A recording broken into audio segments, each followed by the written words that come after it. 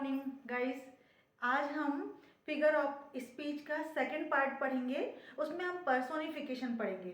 आपको पता है कि जब हम कई चीज़ें ऐसी होती है नॉन लिविंग होती है, बिल्कुल जैसे सन हो गया, मून हो गया, फ्लावर्स हो गया, मतलब कई बार चीज़ें ऐसी होती है कि सन मून तो नॉन लिविंग जैसे दिख रहे हैं, बट फ्लावर्स भी थोड़े मतलब ह्यूमन पर्सनालिटी नहीं रहती। इट मीन्स पर्सन नाम से समझ में आता है कि पर्सन के समान काम कर रहे हैं। तो वास्तव में पर्सन के समान क्या, जैसे पर्सन क्या करते हैं, हंसते हैं, रोते हैं, ठीक है ना, और बोलते हैं। लेकिन एनिमल क्या बोलते हैं क्या नहीं बोलते, प्लांट्स क्या बोलते हैं क्या नहीं बोलते, मून क्या बोलते हैं क्या नहीं बोलते।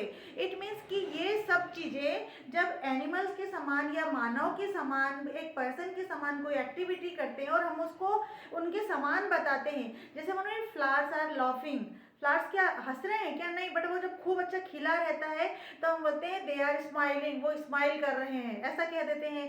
या फिर हम बोल देते हैं कि माई फोन इज डैड, मेरा फोन डैड है। फोन कोई डैड होता है क्या, नहीं ना, बट हम बोलते हैं कि डैड है।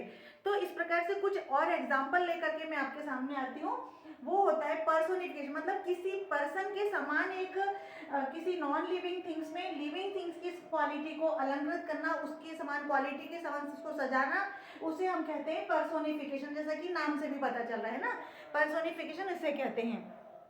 पर्सोनिफिकेशन वो होते हैं जिसमें किसी भी नॉन लिविंग थिंग्स या लिविंग थिंग्स, वो भी लेकिन प्लांट्स हो गया, एनिमल हो गया, इनके अंदर पर्सन के समान क्वालिटी देखना, इसे हम पर्सोनिफिकेशन कहते हैं। अब देखते हैं कुछ एग्जांपल के साथ। माय कंप्यूटर हेट्स मी, कोई कंप्यूटर किसी से नफरत करता है कि बट वो नहीं चलता है, कई बार कुछ होता है तो हम क्या बोलते हैं, ये मेरे से हेट्स करता है, बार बार मेरे को नोटिस देता है ना, नोटिफिकेशन आते हैं और हमको बार बार पढ़ना पड़ता है, तो हम बोलते हैं अरे तो मेरे से बहुत नफरत करता है, ठीक है। फिर time flu before I knew, क्या टाइम में कोई पंख लगे हैं कि जो फ्लू हो जाएगा, मुझे पता चला जब से उसके पहले क्या हो गया, टाइम चला गया, फ्लू हो गया, उड़ गया। तो उड़ता कौन है, कोई बर्ड उड़ती है नहीं, ऐसी पर्सनल लिविंग पर्सनालिटी आपकी उड़ती है ना, तो हम उसको टाइम के लिए भी यूज कर सकते हैं।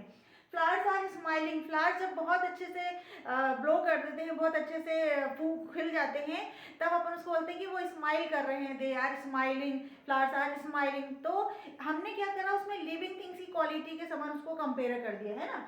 फिर shadow of leaves dance in the wind, एक जो शेडो होती है लीव्स की, इस प्रकार से वो मूवमेंट करते रहती है और वो ऐसी लगती है जैसे कोई डांस कर रही है, तो उसको क्या कर दिया, डांस की उपमा दे दी है, मतलब उसके समान उसको समझा दिया गया है कि जो लीव्स है वो क्या कर रही है, डांस इन द विंड, हवा में क्या कर रही है, डांस करती है। फिर माई अलार्म क्लॉक कॉलिंग मी, इस कॉलिंग में माई अलार्म क्लॉक बार बार आवाज लगाती है ना, उसको बोलते हैं कॉलिंग मी। तो that ATM is dried, it doesn't give money, ये पैसे बिल्कुल नहीं देता है, इट डजंट गिव मनी, ये पैसे नहीं देता है क्योंकि वो क्या है, दैट एटीएम इज डायर्ड। तो ये डायर्ड कोई मरा हुआ है क्या, वो होता है कि, लेकिन हम फिर भी उसको बोलते हैं। इट मीन्स जब किसी चीज में, नॉन लिविंग थिंग्स में या कोई ऐसी प्लांट्स वाली चीजों में, अगर उसमें लिविंग पर्सनालिटी के गुण से हम उसको अलंकृत करते हैं, उसको दर्शाते हैं, उसको डिनोट करते हैं, तब हम इसे क्या कहते हैं, पर्सोनिफिकेशन कहते हैं। बिल्कुल सही आ रहा है। ऑक्सीमोरन है ना, ऑक्सीमोरन का मतलब ये होता है कि बहुत ज्यादा विरोध, ऑक्सी मतलब बिल्कुल विरोध, विपरीत करने वाला। जैसे अपन बोलते हैं ना कोई अच्छा बुरा, तो अच्छा भी है और बुरा भी, तो कैसे हुआ है ना। फिर हमने देखा कि बिटर स्वीट, कड़वा भी और मीठा भी, कैसे हुआ। तो दो शब्द ऐसे जो बिल्कुल विरोध है, विरोध होते हैं, विपरीत होते हैं, वो साथ में आते हैं, उसे हम विरोधाभास या ऑक्सीमोरन कहते हैं। फिगर ऑफ स्पीच का ही नेक्स्ट पार्ट होता है ऑक्सीमोरन। तो जब दो वर्ड एक दूसरे के बहुत विपरीत हो, साथ में आ रहे हो, तो उसका मतलब होता है ऑक्सीमोरन। जैसे लव इज बिटर स्वीट, जो प्यार है वो बहुत कड़वा, कड़वा सच है या कड़वा मीठा है ना, कड़वा मीठा बोलते हैं, तो उसके साथ में आते हैं, दोनों शब्द साथ में आ रहे हैं। We have done friendly fight, हमने क्या कर चुके हैं, फ्रेंडली फाइट, जो लड़ाई भी कर ली और फ्रेंड भी हो गए, तो कैसे हो गए, लेकिन है तो दोनों साथ में आ रहे, फ्रेंडली फाइट। तो ये फ्रेंडली फाइट भी आपका ऑक्सीमोरन का काम करता है। फिर माय फ्रेंड इज प्रिटी अगली, मेरी जो दोस्त है वो प्रिटी अगली है, दोनों कैसे आ सकते हैं साथ में, अच्छा भी और बुरा भी, प्रिटी और भी अगली भी, तो है दोनों साथ में आ रहे हैं, बट ये प्रिटी अगली में आएगा।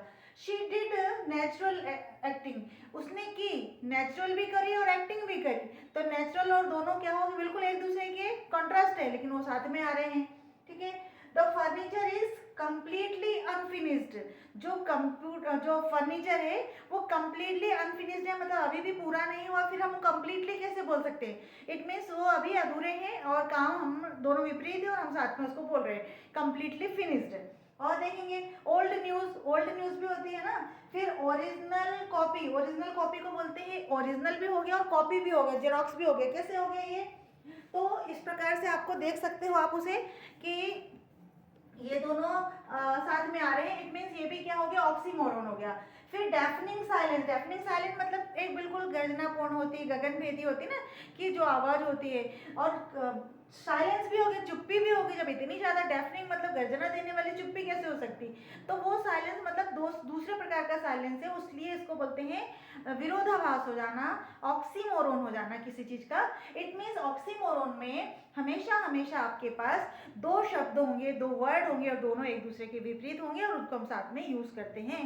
तो इस प्रकार से आपका ऑक्सीमोरन है। इसके बाद में अपन यूफेमिज्म भी देख लेते हैं थोड़ा सा, ठीक है ना। आते हैं कुछ और एग्जाम्पल को लेके। जैसे देखो मैं बोल रही हूँ वहाँ पे don't tell me fairy tale, मुझे परियों की कहानियां मत सुनाओ। यानी इट मीन्स हम क्या बोलना चाहते हैं कि झूठ मत बोलो, कभी कभी झूठ मत बोलो। अब ऐसा ना बोल करके हमने उसको और अच्छे तरीके से बोल दिया है don't tell me fairy tale, मतलब झूठ मत बोलो, लेकिन उसी को कैसे किया? अच्छे अंदाज में बोल दिया। ही हैज फॉलन अस्लीप, वो गहरी नींद में सो चुका, वो गहरी नींद में सो चुका। अब अगर हम ऐसा बोलते ही इज डायर्ड तो थोड़ा सा रूड लगता ना, थोड़ा सा अनप्लेजेंट लगता ना। लेकिन यदि हमने बोल दिया ही हैज फॉलन अस्लीप, वो गहरी नींद में सो गया, या फिर ही पास्ड अवे, वो जा चुका है, तो इट मीन्स वो जो चीज है भले वो अनप्लेजेंट थी लेकिन उसको प्लेजेंट वे में बोल दिया है, थोड़ा अप्रिय तरीके से ना बोल करके उसको थोड़ा सा पोलाइट होके बोल दिया है, प्री भाषा में बोल दिया है, प्री लैंग्वेज में बोल दिया है, उसको बोलते हैं यूफेमिज्म, है ना। यूफेमिज्म का एग्जांपल है ये। एक और एग्जांपल देख लेंगे। It was pre owned car, pre owned car मतलब पहले इसका कोई और मालिक था।